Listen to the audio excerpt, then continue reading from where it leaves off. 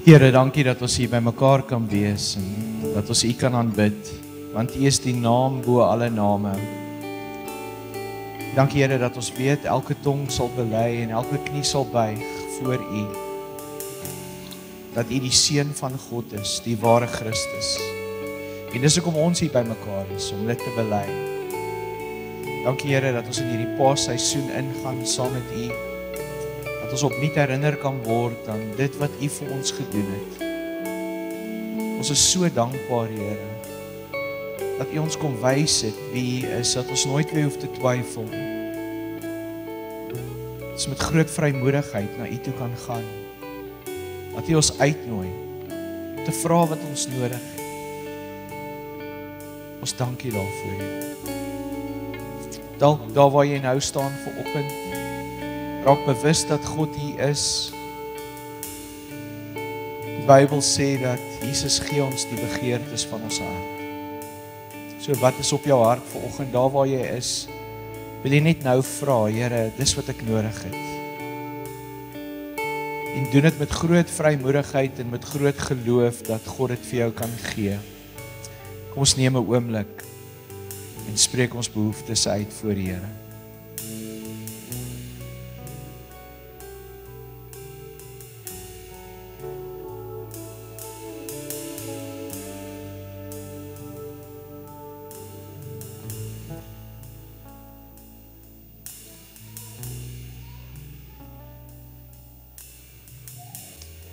Amen. Dankie Here. Jy is welkom jou sitplek te neem. Kom ons sê dankie vir die band.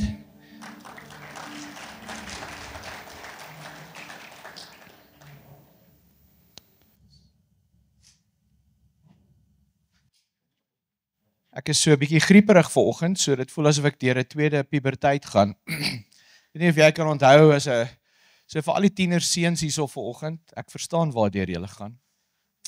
Ek sal nooit vergeet nie, op skool het ek een keer na 'n meisie toe gegaan. Ek was hier standaard 7, standaard 8, graad 9, graad 10. My stem was so besig om te breek en haar naam was Shani en dit het so begin, Shani. En sy het nooit weer met my gepraat nie. So is 'n moeilike tyd van jou lewe, puberteit, maar die tieners is vanoggend saam met ons in die diens, die van hulle wat nie laat slaap nie. Want dit is nog skoolvakansie. So dis lekker om almal saam met ons in die diens te hê vanoggend. So ons begin vandag met ons Paasreeks. En ons is altyd opgewonde oor Paasfees, want dis net 'n wonderlike herinnering aan dit wat Jesus vir ons gedoen het. En die 2 sakramente wat vir die kerk gegee is deur die eeue, deur Jesus, gaan juis oor Paasfees. So vanoggend gaan ons fokus op die 2 sakramente van die kerk en hoekom dit belangrik is om hierdie sakramente te beoefen. Ons gaan vanoggend saam nagmaal gebruik en dan volgende week het ons dan die doop ook. So die betekenis van die woord sakrament kom van die Latyn af, sacramentum, wat basies beteken sacred, dis heilig. Dis 'n heilige simbool, dis 'n heilige ritueel. Wat is 'n ritueel? 'n Ritueel is 'n uiterlike handeling waardeur ek en jy gaan, wat ietsie sê van die innerlike realiteit wat besig is om plaas te vind in ons siel en in ons gees. Die Griekse woordjie vir sakrament is mysterium en dis waar ons die woord misterie vandaan kry. So, die doop en die nagmaal is hier die heilige misterie wat vir die kerk gegee is. Nou belangrik, die sakramente is vir my en jou gegee om my en jou te help met ons geestelike groei. Niks wat ons doen met die sakramente is vir God nie. Dis vir ons. Dit help my en jou om nader aan Jesus te groei. Dit is die doel van die sakramente. So, die eerste sakrament waaroor ek vanoggend wil praat is die doop en dan wil ek oor die nagmaal praat en dan gaan ons die nagmaal saam gebruik. So kom ons begin met die doop. Ek dink wat baie belangrik is Jesus gee 'n opdrag, sy laaste opdrag in Matteus 28 vers 19, dat ons disippels moet maak dat ons mense moet vertel van die Here en hulle moet doop. Ons sien as Petrus sy eerste groot preek gee in Handelinge 2, 3000 mense kom tot bekering. Dis 'n bucket list vir my. Ek wil nog eendag preek dat 3000 mense tot bekering kom. Ek het daai stuk gelees hierdie week en besluit, hoekom net Petrus? Ek wil ook. Kan jy dink 3000 mense wat tot bekering kom, maar hy sê vir hulle, bekeer julle en laat julle doop. So 2 sterk opdragte vroeg in die Nuwe Testament oor die doop. Ek wil hê ons moet fokus op 3 teksgedeeltes van die doop vanoggend. Die eerste een is Romeine 6, dan Kolossense 2 en dan Galasiërs 3, net om te kyk wat sê Paulus vir ons. Wat is die doop? Hoekom is dit belangrik? En ek dink Paulus doen dit vir my die beste in die Nuwe Testament. So ons begin met Romeine 6 vers 4 tot 11. Paulus sê deur die doop is ons immer saam met hom in sy dood begrawe, sodat soos Christus deur die wonderbaarlike magsdaad van die Vader uit die dood opgewek is, ons ook so 'n nuwe lewe kan lei. Aangesien ons met hom een geword het in sy dood, sal ons sekerlik ook een wees in sy opstanding. Vers 6. Ons weet tog dat die sondige mens wat ons was, saam met Christus gekruisig is, sodat ons sondige bestaan beëindig kon word. Ons is dus nie langer slawe van die sonde nie. Iemand wat gesterf het, is immers vry van die mag van die sonde. Ons het saam met Christus gesterwe, daarom glo ons dat ons ook saam met hom sal lewe. Vers 9. Ons weet dat Christus, wat uit die dood opgewek is, nie weer kan sterwe nie. Die dood het nie meer mag oor hom nie. Hy het gesterwe en is eens en vir altyd vir die sonde dood. Nou lewe hy en hy lewe vir God. Julle moet dus altyd onthou dat ook julle vir die sonde dood is, maar vir God lewe, omdat julle een is met Christus Jesus. So 'n baie mooi verduideliking van Paulus in Romeine 6, presies wat die doop is. Dis 'n geleentheid vir my en jou, waar ons herinner word aan dit wat Jesus vir ons gedoen het. En as ons onsself laat doop, dan is dit asof ons onsself begrawe, en asof ons weer opgewek word uit die dood. Kom ons kyk na Kolossense 2, vers 12 tot 14. Dit het by die dood gebeur, deurdat julle toe saam met hom begrawe is. Deur julle verbondenheid met hom, is julle ook saam met hom opgewek. Omdat julle geglo het in die krag van God, wat hom uit die dood opgewek het.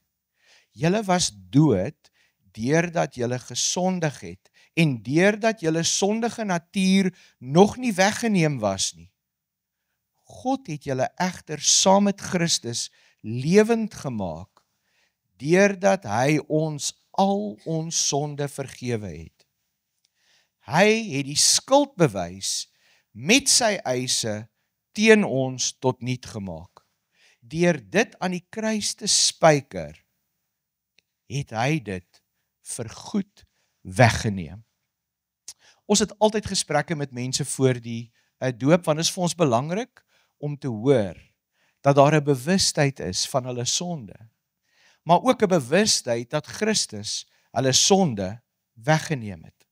En kom ons kyk dan na Galasiërs 3 vers 26 tot 28. Paulus sê, deur hierdie geloof in Christus Jesus is julle nou almal kinders van God, want julle almal wat deur die doop met Christus verenig is, het nou deel van Christus geword. Dit maak nie saak of iemand Jood of Griek, slaaf of vry, man of vrou is nie. In Christus Jesus is julle almal een. Is interessant, in Handelinge 8 is daar hierdie Ethiopiër en die evangelie word met hom gedeel deur Filippus. En hy sê, maar wat keer my om gedoop te word? Hier's water. Filippus sê niks nie. En hy doop hom dadelik. So dit maak nie saak wat jou geloof is nie. As jy in Jesus begin glo en jy volg hom en jy laat jouself doop, dan is dit 'n teken dat jy saam met hom sterf en saam met hom opgewek word. So kom ek verduidelik gou vir julle, wat baie belangrik is van die doop is, die doop is 'n begrafnis. En jy getuig by jou doop, van jou begrafnis. Dis wat dit is.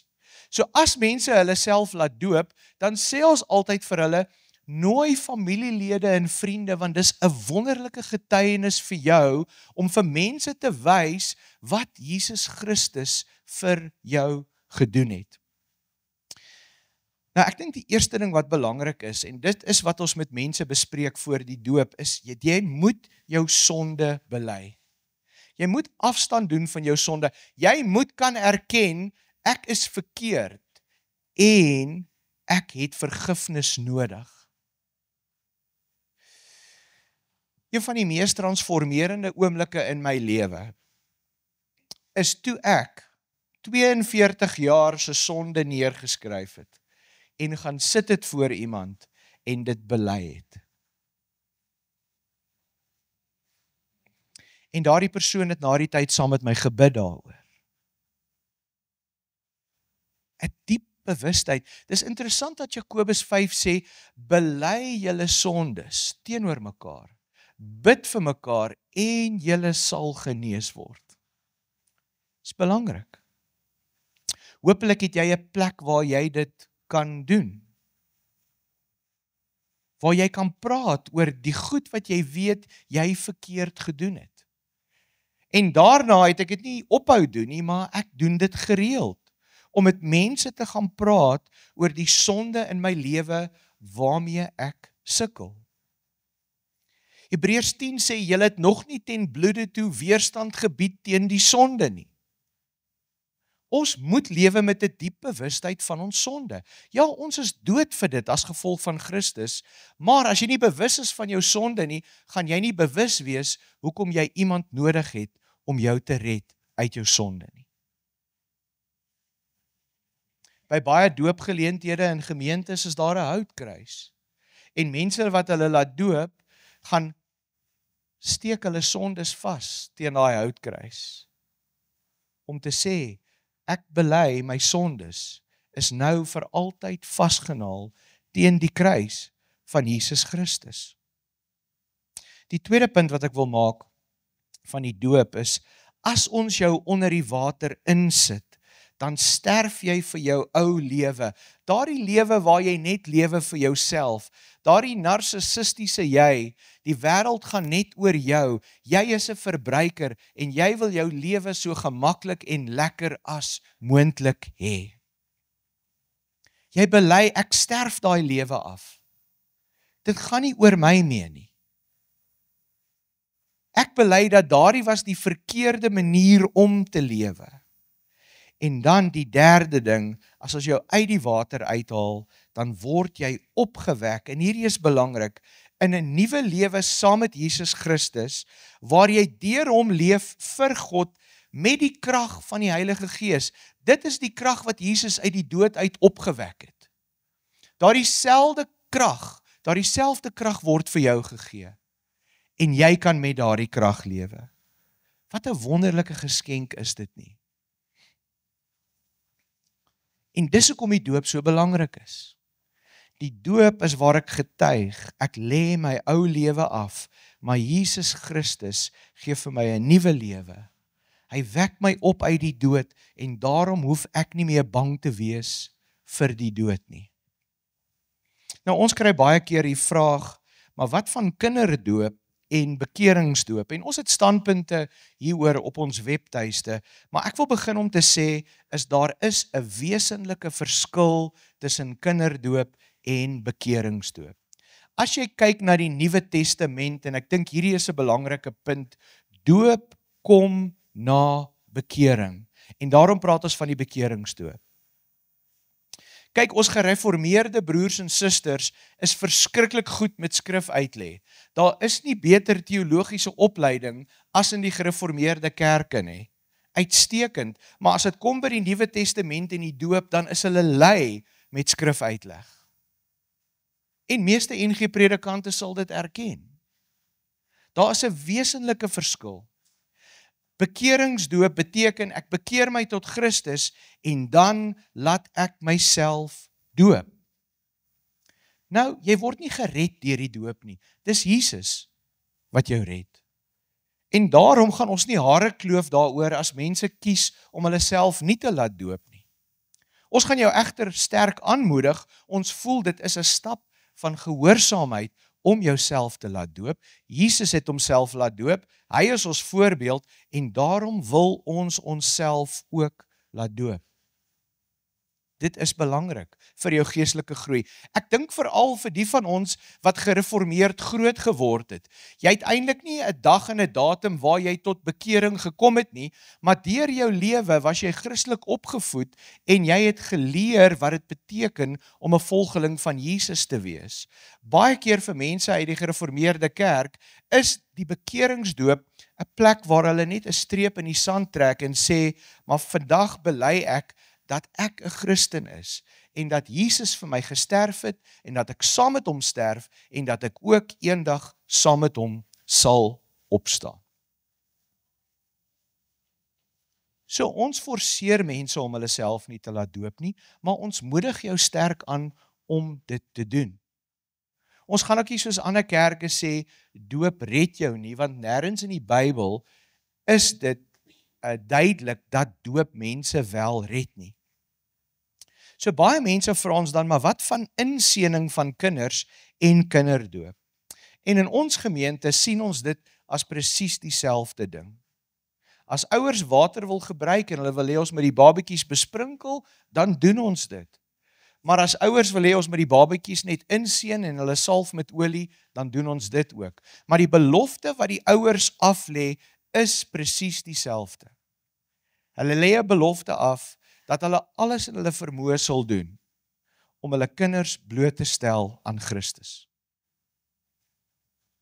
En wat 'n belangrike werk is dit nie? Het jy al daaraan gedink? Die meeste mense wat ek ontmoet, wat sukkel met geloof, is omdat hulle opgevoeder is deur hulle ouers in hulle ouerhuis. En hulle dink, as my ouers my so hanteer het, hoe kan daar 'n God wees wat lief is vir my? So daai belofte wat ouers maak is net so belangrik vir ons. Ouers maak of breek hulle kinders se geloof, want hulle sien wat gebeur in jou huis. Hulle sien of leef jy werklik wat jy glo. Dani het gesprekke met tieners in ons gemeente, wat sê, ek dink nie my ouers glo regtig nie, hulle kom maar net hiernatoe, want dis wat ons doen. Kinders hou jou dop. Hulle vra. Hulle sien. Dis 'n ontsaglike verantwoordelikheid om 'n ouer te wees. Jou primêre verantwoordelikheid is om dit geloofwaardig te maak vir jou kind, dat daar 'n hemelse Vader is wat lief is vir hulle. Dis jou werk. So die doop is vir ons as 'n gemeente ontsaglik belangrik. Dit is 'n baie belangrike sakrament. Dis 'n getuienis van Christus wat jou red vanuit jou ou selfsugtige sondige bestaan en jou 'n nuwe lewe gee waar jy kan leef met die krag van die Heilige Gees. Nou 'n ander interessante vraag wat ons baie kry is, kan ek myself meer as een keer doop? En die antwoord is ja, maar ons sal met jou wil praat oor hoekom jy dit wil doen. Want ons wil ook nie die doop moet net te goedkoop ritueel word wat jy doen elke nou en dan as jy sleg voel oor jouself. Ek weet daar's baie mense wat na Israel toe reis en hulle self laat doop weer in die Jordaanrivier en ek verstaan dit.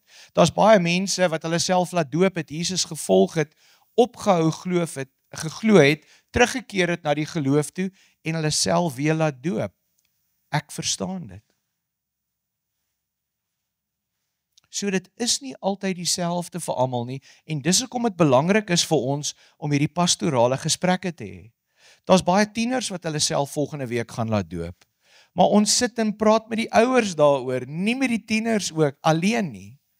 Want dit is belangrik dat daar verstaan word wat gebeur met die doop. Dis 'n heilige misterie wat ek en jy ernstig moet opneem. En dis ook 'n wonderlike fees om te vier. Iemand wat besluit om Jesus te volg. Die Bybel sê in die hemel is daar applaus vir elke siel wat besluit om Jesus te volg. Ons wat hier voor staan, wat gemeentes lei, wat pastore is, wat predikante is, elke keer as iemand hulle self laat doop, dan is daar iets wat gebeur in jou hart, want dis al jou arbeid wat jy voel, het 'n impak in iemand se lewe, om hulle self te laat doop. So as jy daai behoefte het, asseblief, vandag is die laaste geleentheid, wat jy kan opteken vir die doop, en ons sal in hierdie week met jou 'n gesprek voer daaroor. Kom ons skuif na die nagmaal toe, die tweede sakrament. Nou die nagmaal is 'n viering van Jesus se offer vir ons, en ons sien dat daar in die eerste 3 evangelies baie duidelik verwys word na dit toe. Matteus 26 vers 26 tot 30, Markus 14 vers 22 tot 26 en dan Lukas 22 vers 14 tot 20.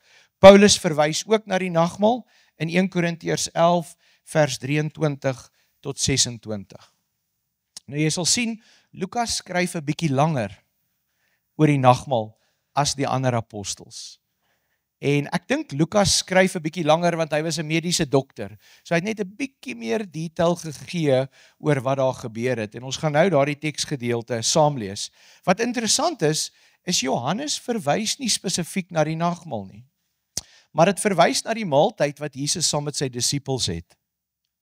Nou is interessant, van die beste teoloë uit verskillende teologiese en filosofiese sienings sê vir ons die volgende.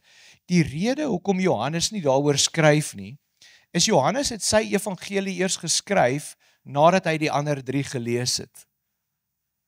En toe dink hy, maar wat is missing hier? Wat het hierdie 3 ouens vergeet?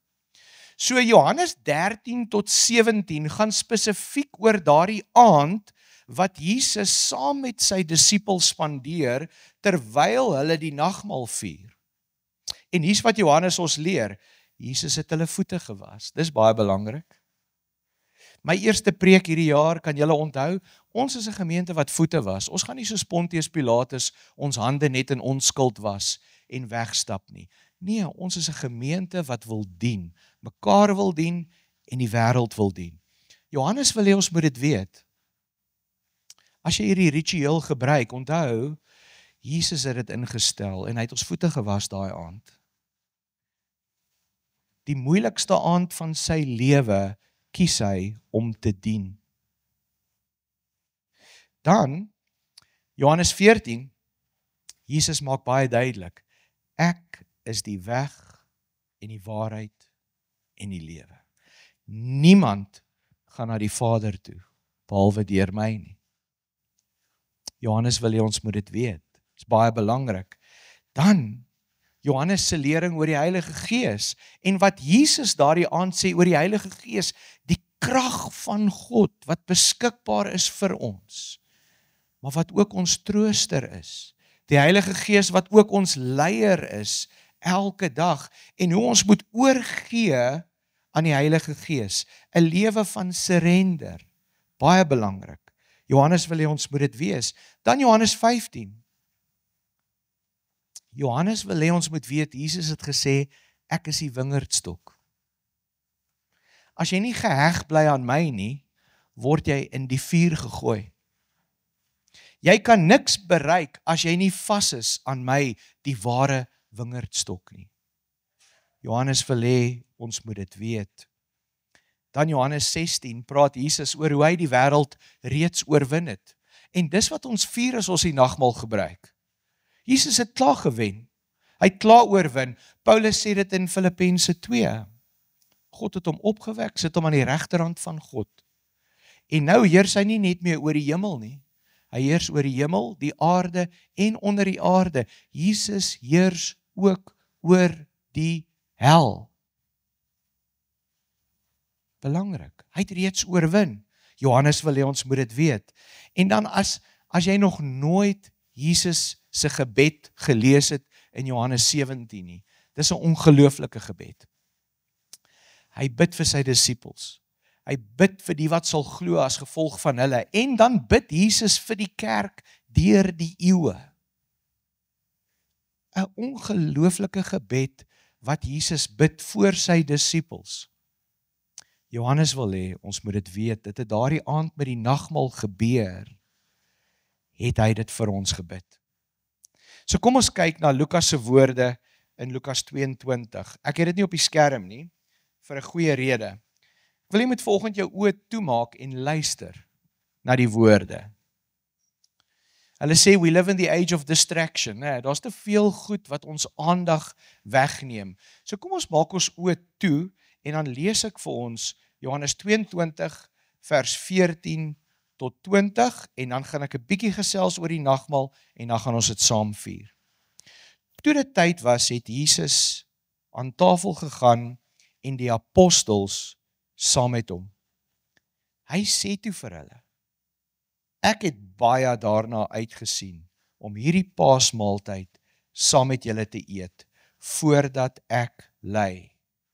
Ek sê vir julle, ek sal dit nie weer eet, voordat dit in die koninkryk van God sy volle betekenis gekry het nie.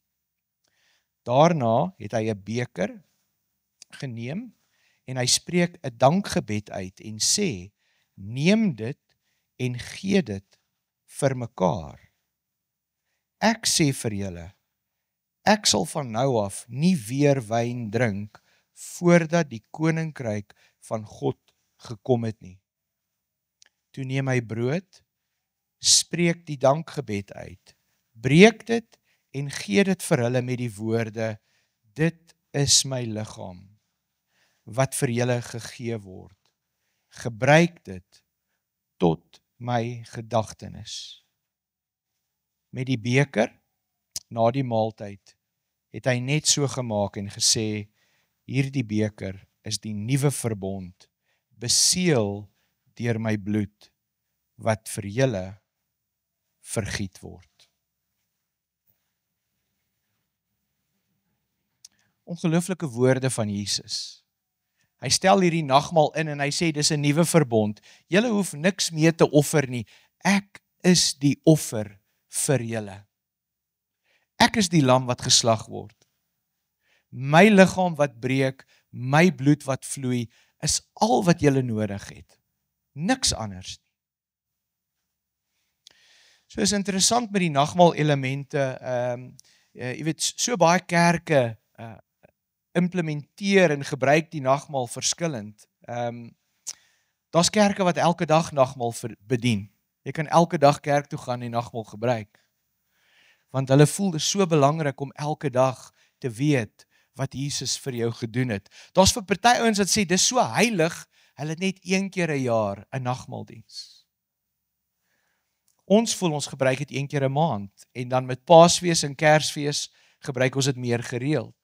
Ons gebruik dit 2 keer in daardie maand. En die rede daarvoor is, ons voel dit is 'n ritme wat werk, 1 keer 'n maand. As jy kyk na die neurowetenskap, hulle sê jy vergeet elke 28 dae wat jou prioriteite is. So hopelik kan die nagmaal ons herinner, elke maand, aan wat ons werklike prioriteite is, en dit wat Jesus vir ons gedoen het. So daar's 2 elemente in die nagmaal, en ek wil dit gou vir julle uitlig. Die brood gaan oor Jesus se liggaam wat vir ons gebreek is, en aan die wyn is Jesus se bloed wat vir ons gevloei het. Nou in die teksgedeelte, en ek dink hierdie is belangrik, kom daar 3 goed uit En Gerard, ek gaan vra dat julle op hierdie stadium vorentoe kom, net voordat ons die nagmaal bedien. Jesus sê, onthou, doen dit tot my gedagtenis. Daar's 'n herinnering. Elke keer as ons die nagmaal gebruik, onthou wat Jesus vir ons gedoen het. As jy die brood gebruik, as jy die wyn gebruik, jy onthou waaroor gaan dit. Die tweede ding wat Jesus in hierdie teksgedeelte sê, wat baie belangrik is hy sê, hy gaan dit nooit weer gebruik nie, totdat ons nie saam met hom in die volheid van die koninkryk van God lewe nie. So dit gaan oor hoop. Dis 'n hemelse fees. As ons die nagmaal gebruik, dan sê ons vir mekaar, ons hoop is dat ons hierdie nagmaal eendag saam met Jesus in die hemel gaan gebruik. Ons gaan saam met hom eet. Ons gaan saam met hom fees vier, want hy het reeds oorwin. En dan baie belangrik, dit gaan oor eenheid in Christus. As jy ook daardie gebed van Jesus gaan lees in Johannes 17, hy praat die heeltyd oor eenheid. Dat hulle een sal wees, soos wat die Vader, die Seun en die Heilige Gees een is. Onthou, as Jesus se liggaam gebreek is, kry jy 'n stukkie, jy kry 'n stukkie en jy kry 'n stukkie. Die brood simboliseer dit, dat ek en jy het elkeen 'n gedeelte van Christus. Paulus sê dit ook in 1 Korintiërs 12, ons is almal lede van die liggaam van Christus. So jy het 'n stuk van God in jou, jy is geskape met dit. En dis hoekom as ons so by mekaar kom, is ons die liggaam van Christus. Jesus sê, waar 2 of meer in my naam vergader, daar is ek. So dis 'n gebed vir eenheid, elke keer as ons die nagmaal gebruik. So ek wonder, waar is jy vanoggend? Voordat ons die nagmaal saam gebruik, miskien moet jy bietjie reflekteer oor jou eie lewe. Wanneer laas het jy eerlik teenoor die Here jou sonde bely? Dis belangrik. Paulus sê, as ons na die nagmaaltafel toe kom en ons het 'n probleem met iemand anders daar buite, moet dit eerder nie eet nie. Dis belangrik. Wat gaan aan in jou hart? Is daar vergifnis wat jy vanoggend moet doen? Moet jy jouself werklik bekeer tot Christus vanoggend? En ja, jy weet wat het Jesus gedoen, jy hou van hierdie konsep van genade, maar het jy werklik jou ou lewe afgesterf? Dis 'n belangrike vraag om te beantwoord. Dis een waarmee ek konstant worstel. En dis hoekom ek vanoggend weer uitsien om die nagmaal te gebruik. As ek daar sit en ek gebruik my nagmaal, dan gaan ek my hart ondersoek en sê, Here, wat van hierdie goed in my lewe? Help my. Ek bely. Vergewe my. So waar staan jy vanoggend? Ek het 'n lied vir ons gekies. Die lied se naam is Build My Life. En terwyl ons nou die nagmaal gaan uitdeel, gaan ons die lied sing terwyl ons so sit. As jy die nagmaal ontvang, vat net 'n minuut. Reflekteer oor waar staan jy voor God. En as jy voel jou gemoed is oop, gebruik die nagmaal. Sê vir Jesus dankie dat hy jou vergewe, dat hy jou help om jou ou lewe af te sterf en dat hy vir jou 'n nuwe lewe gee. En dat Jesus die mag en die krag van sonde en die bose vir eens en vir altyd oorwin het in my en in jou lewe. En in hierdie gemeente se bestaan. Dis wat ons bely. Gerard gaan ons dophou. As ons almal klaar die nagmaal gebruik het, so jy gebruik het op jou eie tyd, dan gaan ons opstaan en ons gaan hierdie lied saam bely en dan sal ek vir ons die seën gaan uitspreek. So terwyl ons so sit, die nagmaal gaan nou uitgedeel word op jou eie tyd, gebruik asseblief die nagmaal. Terwyl jy daar sit, hou die woorde dop op die skerm, bely dit vanoggend aan die Here.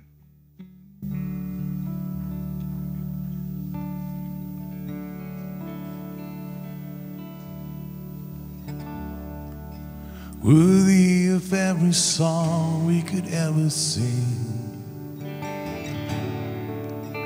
worthy of all the praise we could ever bring, worthy of every breath we could never breathe. We live for you, we live for you.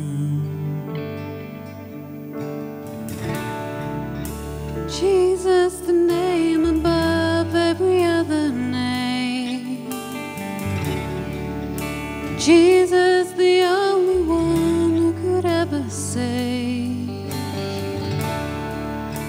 worthy of every breath we could ever breathe. We live for you. We live for you.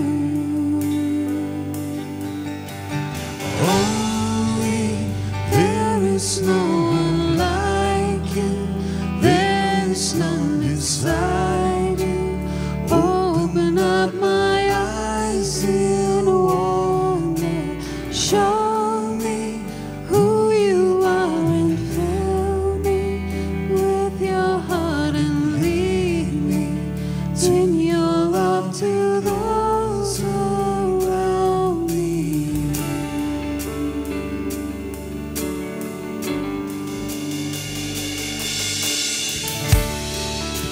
Jesus, the name above every other name.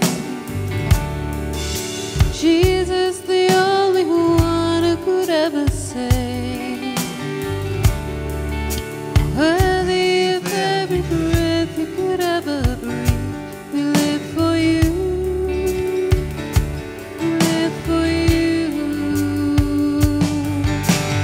Holy, there is no one like you. There is none beside you. Open up my eyes in wonder.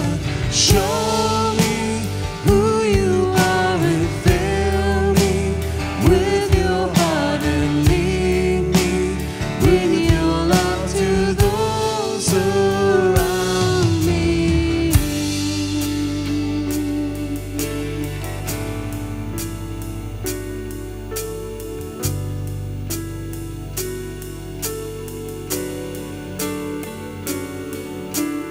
I will build my life upon your love. It is a firm foundation. I will put my trust in you alone, and I will not be shaken. I will build my life upon your love. It is a firm foundation. I will put my trust in you alone, and I will not be shaken. Holy, there is no one like you. There is none beside you. Open up my eyes in wonder. Show me who you are and Show me with your heart and lead me in your love to those around me. Ek wil vra op te staan saam met ons te sing.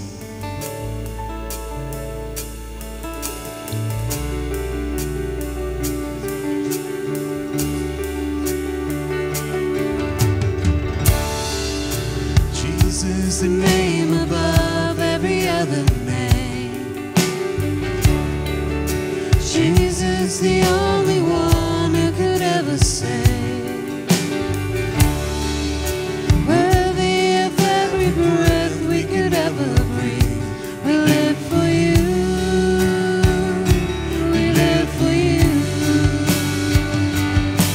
Oh, holy, there is no one like you. There is none beside you. Open up my eyes in